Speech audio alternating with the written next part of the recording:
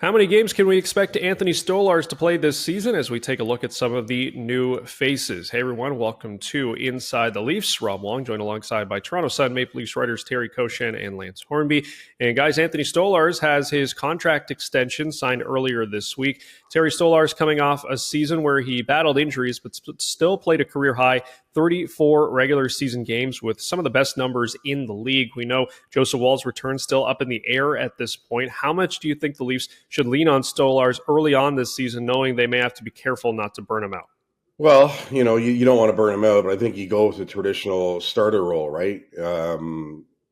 He doesn't play the second game of back-to-backs. The Leafs to start have a really busy October. There are 3 back-to-back sets, so there's going to be an opportunity for another goalie to play at least 3 games in the month.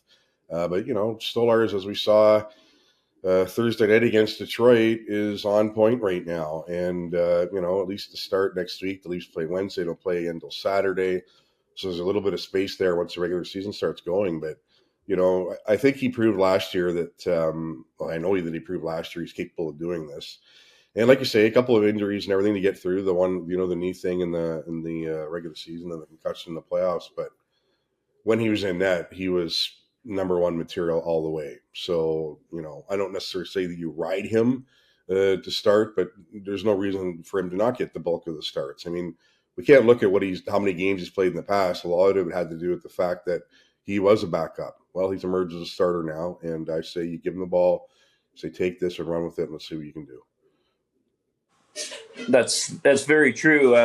In theory, obviously, though, it's his job to lose to start the season. But the best laid plans, right? The Maple Leafs have thought out some goaltending scenarios over the years that haven't quite worked out. And this year, you have the big question mark with when Joseph Woll is coming back, how much James Reimer is going to appear on the scene and play at all, and of course.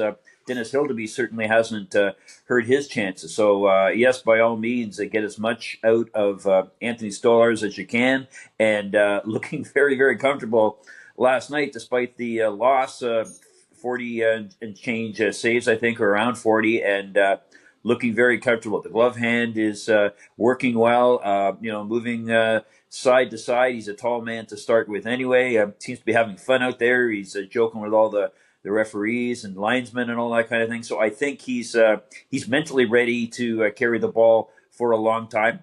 Have to see, though, again, it's a long season, and it wouldn't be the first time that injuries have disrupted goaltending plans or something unforeseen, such as like they're going through with Joseph Woll right now. The only other thing I'd add to that, too, is if you want to see what Hildeby's all about, you can only do that in games. I don't think he should be getting James Reimer, if they sign him, should be getting starts at the expense of Dennis Hildeby. Not when there's only going to be a couple of months. I say get the kid in there and let's see what he can do. Yep, that's definitely an option for sure. They have some goaltenders here of the future, and maybe this is the time to get a look at them, including Dennis Hildeby. Lance, Thursday night's preseason game against Detroit may have given us a glimpse of the opening night lineup, and we saw a third line consisting of all new faces. Nick Waugh centering a trio with Dakota Joshua and Matthias Michelli. Out of all the players that were brought in this offseason, who intrigues you the most? Well, you're right. A lot of eyes on that all-newcomer third line, and you got to be impressed with Nicholas Waugh's size and the fact that be a little pressure on him because he is the return in the Mitch Marner transaction. So you know what? He's well liked in the room. He's doing well on the draw. I think I didn't go too deep into the stats, but certainly he fills a hole in there that.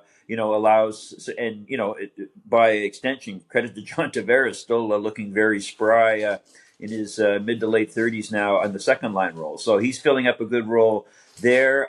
Remains to be seen, with Dakota Joshua. Certainly he can bring a lot of physicality there. Right now he's not doing anything crazy to, start fights or anything like that, but certainly he brings a great presence on that line and is looking to have a bounce back season. Same with Michelli, a guy who comes from a situation where he wasn't being used much. I don't think many people thought he was going to stick on that first line that they now have Max Domi on. So we'll have to see where that goes. But of course, you have Easton Cowan, and the only looks like he's going to be the opening night winger on that fourth line. I'd only caution that a lot of times it looked like Minton was going to have a really good camp and play there as well. And of course, when push came to shove and regular season started, it didn't quite work out. Two different players, of course.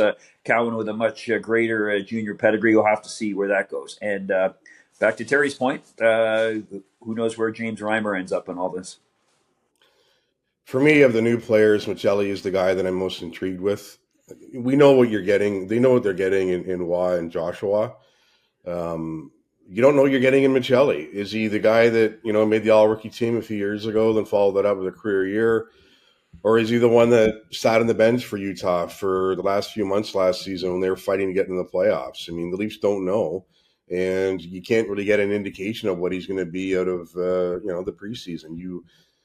He's done some good things. I don't think there's any doubt about that. I don't think we've seen the last of him by any stretch on the top line with Knives and Matthews. I think that whole Domi situation there with Michelli is going to be a bit fluid through the year, but we'll have to see. He's a question mark. He's got to come through for him. There's no doubt. I mean, there can't be this guy that is he going to be in the lineup tonight? Is he not? He has to get back to playing the type of hockey that he did, earlier in his career in Arizona.